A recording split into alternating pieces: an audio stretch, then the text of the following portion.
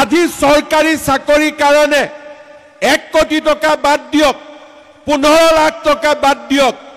অসমৰ বিজেপিৰ কোনো কাৰ্যকৰ্তাই তামোল এখনো খোৱাৰ কথা চিন্তা নকৰে লৰা ছোৱালীক চাকৰি দিয়াৰ নামত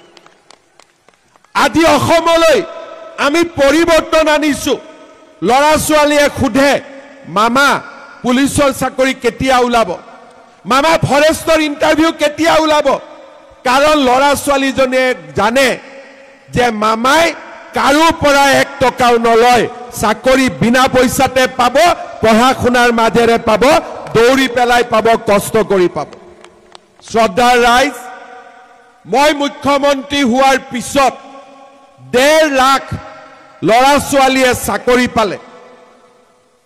আৰু কেইবা হাজাৰো অক্টোবৰ মাহত চাকৰি পাব এই 1.5 লাখ চাকৰি দিওতে মই যদি সকলো এমএলএ কলোহেতেন যে তহতি 1 লাখ কৰি ৰাখি থ আৰু মোক 1 লাখ কৰি দে আমাৰ লৰা ছোৱালীয়ে 2 লাখ টকা চাকৰিৰ কাৰণে দিওতেতো চিন্তাও নকৰিলেহেতেন যে চৰকাৰী চাকৰি পাম কংগ্ৰেছৰ দিনত অংগনবাদী কেন্দ্ৰতে 1 লাখ টকা দি দিছিল এই যদি 1 লাখ কৰি টকা মই ললোহেতেন 1500 কোটি টকা 1.5 লাখ চাকৰি 1 লাখ কৈ পূৰণ কৰক 1500 কোটি টকা মোৰ ঘৰত জমা হলহেতেন আমাৰ বিজেপি দলৰ সকলো কাৰ্যকৰ্তাৰে গাড়ী হলহেতেন বিজেপি দলৰ সকলো কাৰ্যকৰ্তাৰ ঘৰ হলহেতেন কিন্তু প্ৰথমবাৰ স্বাধীনতাৰ 75 বছৰ পিছত প্ৰথমবাৰ আমি অসমত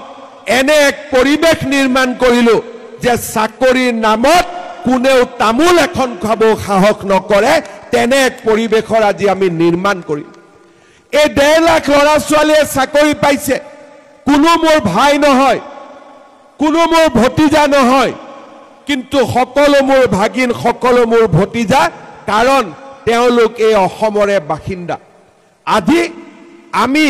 ঘৰৰ মানুহক চাকৰি দিয়া নাই টকালৈ চাকৰি দিয়া নাই ট্ৰান্সফাৰ পোষ্টিংত আমি টকা লোৱা নাই অহা মাহত আমাৰ লৰাবিলাকে চাকৰি কৰে কম্পিউটাৰৰ জৰিয়তে এই মাহ মে মাহত তেওঁলোকৰ ট্ৰান্সফাৰ পোষ্টিং হ'ব তাতো দালালৰ কোনো চিন মুকাম নাই অসমত চাৰিওফালে স্বচ্ছতা আৰু চাৰিওফালে নতুন দিনৰ আৰম্ভণি চিন্তা কৰক আমাৰ লৰা ছোৱালীয়ে 7,000 8,000 টকা চাকৰিৰ কাৰণে কৰ্ণাটকত আছে তামিলনাডুত আছে তেলেংগানাত আছে অন্ধ্ৰপ্ৰদেশত আছে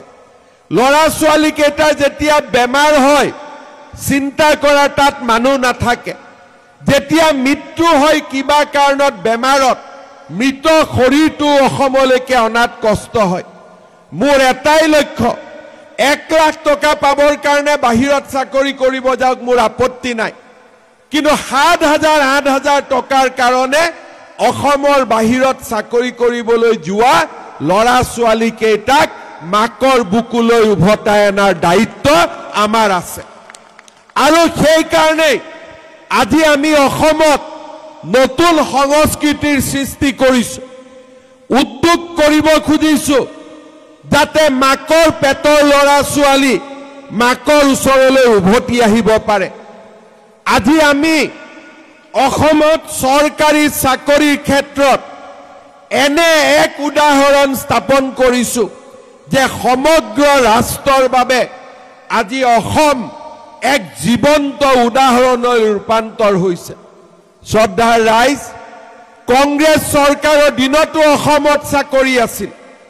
বিজেপি চৰকাৰৰ দিনতো অসমত চাকৰি আছে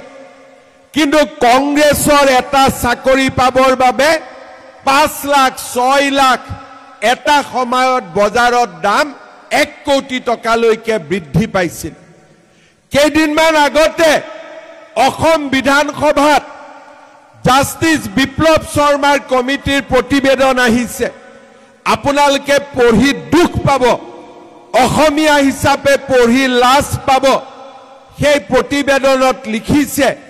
যে অসমীয়া ছোৱালীয়ে এটা চাকৰিৰ বাবে